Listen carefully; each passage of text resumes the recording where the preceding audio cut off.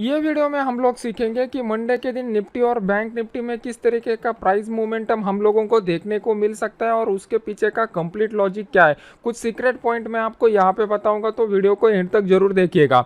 अभी देख लेते हैं कि कल के दिन मार्केट में किस तरीके का मोमेंटम हो सकता है। अभी आपके सामने मैंने बैंक निफ्टी का स्पॉट का आवरली चार्ट लगा दिया है। डेली के चार्ट का निफ्टी बैंक निफ्टी का एनालिसिस मैंने ऑलरेडी बना के डाला हुआ है, आप यूट्यूब के ऊपर वो वीडियो देख सकते हो। अभी आपको डेली के चार्ट में क्लियर कट दिखाई दे रहा है कि मार्केट में जो है वो डाउन ट्रेंड बना हुआ है। डाउन ट्रेंड के बाद यहाँ पर मार्केट ने एक कंसोलिडेशन का जो फेज बनाया हुआ है आवरली चार्ट के ऊपर, इसको टेक्निकल लैंग्वेज में रेक्टेंगल पैटर्न बोलते हैं। ये रेक्टेंगल पैटर्न का अगर डाउन साइड में ब्रेकआउट हो जाता है तो यहाँ पे प्रीवियस जो अप ट्रेंड था वो अप ट्रेंड कंटिन्यू रहेगा और यहाँ पे टारगेट हम लोगों को कितना मिलेगा, तो ये जो रेक्टेंगल पैटर्न का यहाँ पे हाइट बना रहता है उतना ही डाउन साइड की तरफ हम लोगों को टारगेट मिलेगा।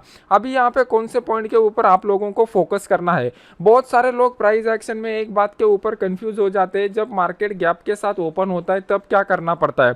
अभी वो पॉइंट मैं आपको यहाँ पे एक्सप्लेन करके बता रहा हूँ। मैंने आपको ऑलरेडी सिखाया हुआ था कि जब भी कोई बुलिश कैंडल बनता है, मतलब ग्रीन कलर का कैंडल बनता है और मार्केट यहाँ पे गैप अप के साथ ओपन होता है, तो यहाँ पे प्रॉफिट बुकिंग आने की संभावना रहती है। लेकिन ये लॉजिक सेम रेड कलर के कैंडल को एप्लीकेबल नहीं होता। जब भी मार्केट में कोई बड़ा रेड कलर का बेरिश कैंडल बनता है और उसके बाद मार्केट गैप डाउन के साथ ओपन होता है, तो इमीडिएटली मार्केट यहाँ पे बाउंस बैक नहीं दे सकता, इमीडिएटली यहाँ पे प्रॉफिट बुकिंग नहीं आ सकता। अभी इसके पीछे का साइकोलॉजी जब आप समझ जाओगे तभी आपको ये लॉजिक समझ में आ जाएगा, और जब ये लॉजिक आपको समझ में आ जाएगा तब जाके आप इसको लाइव मार्केट में इंप्लीमेंट करना चालू करोगे तो आप एक प्रोफेशनल ट्रेडर बन पाओगे। अभी देख लेते हैं कि यहाँ पे किस तरीके का लॉजिक वर्क होता है।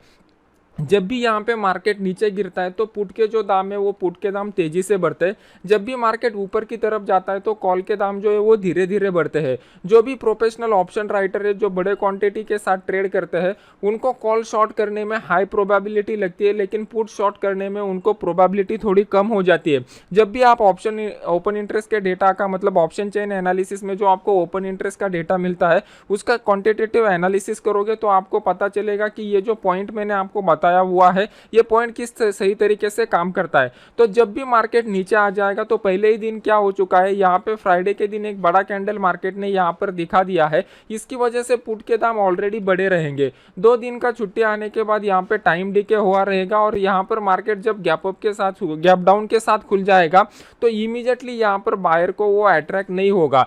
तो बायर को अट्रैक्ट न होने के कारण हाई प्रोबेबिलिटी रहेगी कि मार्केट यहाँ पे कुछ टाइम के लिए कंसोलिडेट करेगा। अगर मार्केट गैप डाउन ओपन होने के बाद कुछ टाइम के लिए कंसोलिडेट करके फिर वो जो लो बनाया रहेगा मार्केट ने, इस लो को डाउन साइड की तरफ ब्रेक करेगा, तो उस केस में हमें हाई प्रोबेबिलिस्टिक ट्रेड मिल सकता है। उस केस में हम लोग जो भी करंट मार्केट प्राइस रहेगा उसका एटीएम ऑप्शन जो रहेगा वो एटीएम ऑप्शन को यहाँ पर बाय कर सकते हैं। नीचे की साइड में हम लोगों का टारगेट जो रहेगा, जो मैंने आपको यहाँ पर बताया, ये जो हाइट रहेगा उस हिसाब से कैलकुलेट करके हम लोगों को नीचे में टारगेट मिल सकता है।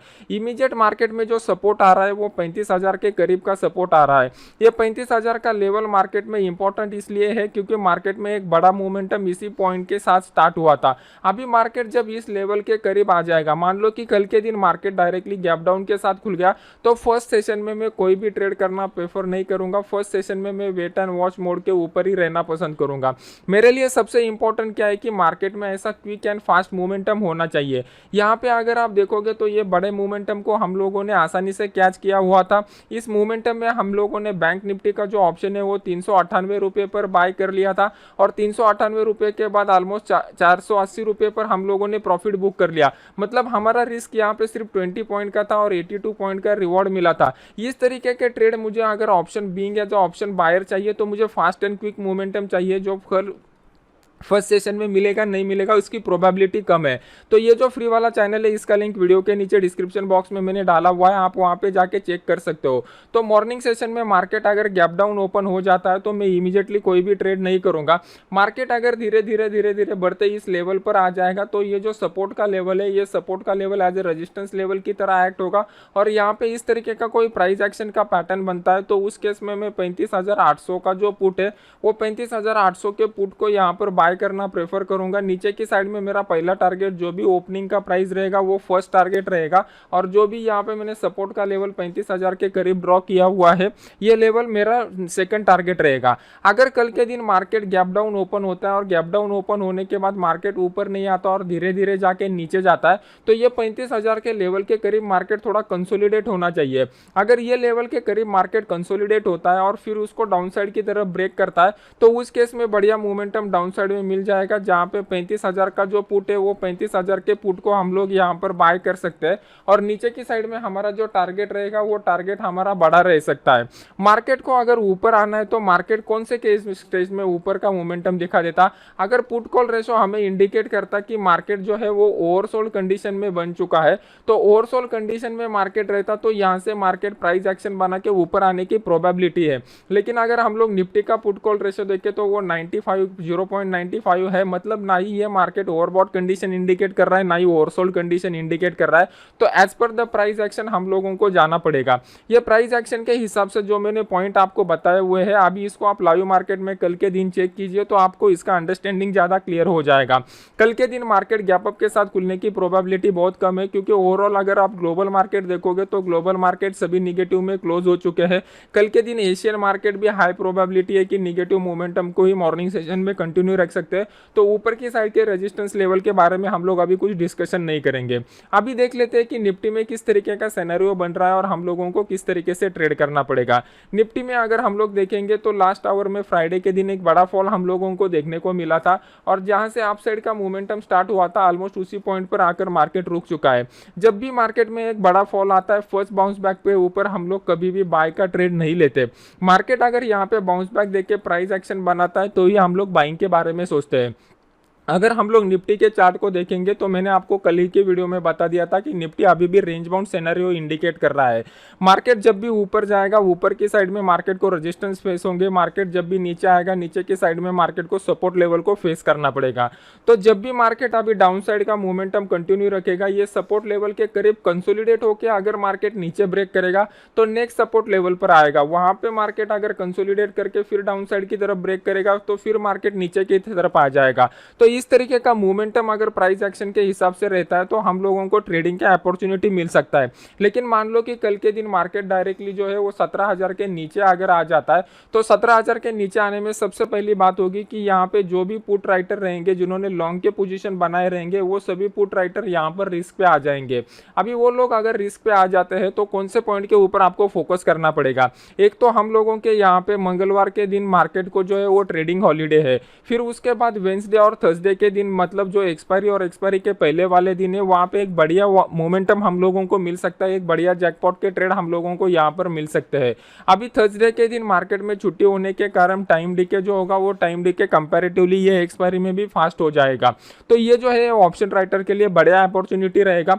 तो गैप डाउन खुलने के बाद ऑप्शन राइटर का एक मानसिकता ये रहेगी कि मार्केट को थोड़ा रेंज बाउंड मोमेंटम में होल्ड करे। जितना ज्यादा रेंज बाउंड मोमेंटम में मार्केट होल्ड करेगा हम लोगों के लिए ब्रेकआउट उतना ज्यादा बढ़िया रहेगा। तो कल के दिन डायरेक्टली मार्केट अगर 17,000 के नीचे खुलता है तो वो टाइम पे हम लोग प्राइस एक्शन को ऑब्जर्व करेंगे। अगर मार्केट इस तरीके का प्राइस एक्शन यहाँ पे बनाएगा तो हम लोग इमीडिएटली ट्रेड ले सकते हैं। अगर इस तरीके का प्राइस एक्शन नहीं बनेगा तो मॉर्निंग सेशन को हम लोग छोड़ देंगे और 1:30 बजे के बाद ही हम लोग ट्रेडिंग अपॉर्चुनिटी के बारे में सीखेंगे।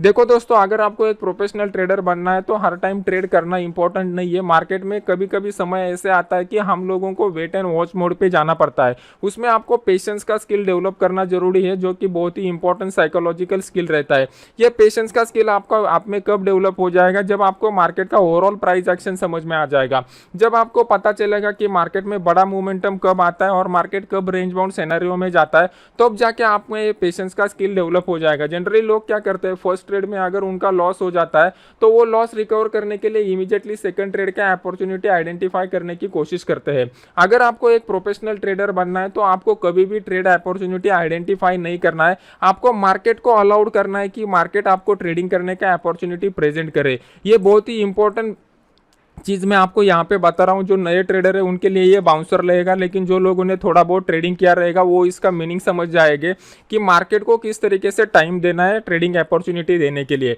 तो कल के दिन अगर मार्केट यहाँ पे गैप डाउन खुलता है तो इस तरीके से ट्रेड करेंगे। अगर मार्केट गैप अप खुलता है तो इमीडिएटली कोई भी जल्दबाजी मत कीजिए। मार्केट पहली बात है कि गैप अप खुलने की प्रोबेबिलिटी बहुत कम है, लेकिन अगर गैप अप भी खुलता है तो 17,200 के करीब हम लोग सेलिंग के बारे में ही सोचेंगे, क्योंकि यहाँ पे मार्केट दोबारा नीचे आ सकता है। एकदम से मार्केट मान लो कि मार्केट 16,800 लेवल के करीब खुल गया तो भी हम लोगों के लिए ट्रेडिंग का कोई भी अपॉर्चुनिटी नहीं मिलेगा, क्योंकि इतना ज़्यादा जब मोमेंटम हो जाता है तो पुट के साइड के जो कॉल है वो पुट के साइड के जो प्रीमियम है वो इमीडिएटली बढ़ जाएंगे, और इतने बड़े प्रीमियम के बढ़ने के बाद हम लोग पुट में बाइंग का अपॉर्चुनिटी नहीं ढूंढ सकते। मैं आपको एक ऑप्शन राइटिंग का स्किल बताता हूँ, जो ऑप्शन राइटिंग का जो सबसे इंपॉर्टेंट सीक्रेट है।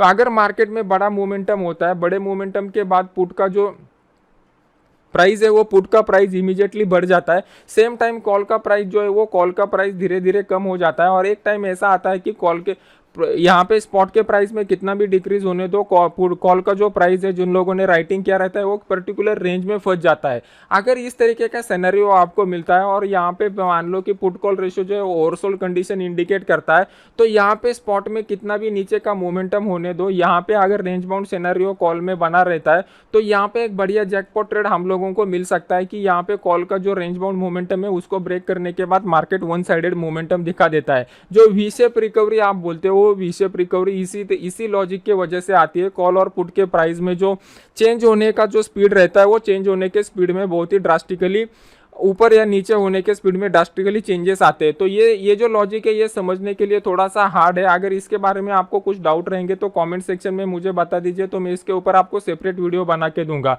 इसी तरीके के एजुकेशनल वीडियो देखने के लिए ज़्यादा से ज़्यादा लोग इस वीडियो को लाइक और शेयर कीजिए, और कुछ नए कॉमेंट रहेंगे तो कॉमेंट सेक्शन में मुझे बता दीजिए। तो मिलता है नेक्स्ट एजुकेशनल वीडियो में। वीडियो को लाइक करके अपने यूट्यूब चैनल को सब्सक्राइब कीजिए। Thank you very much.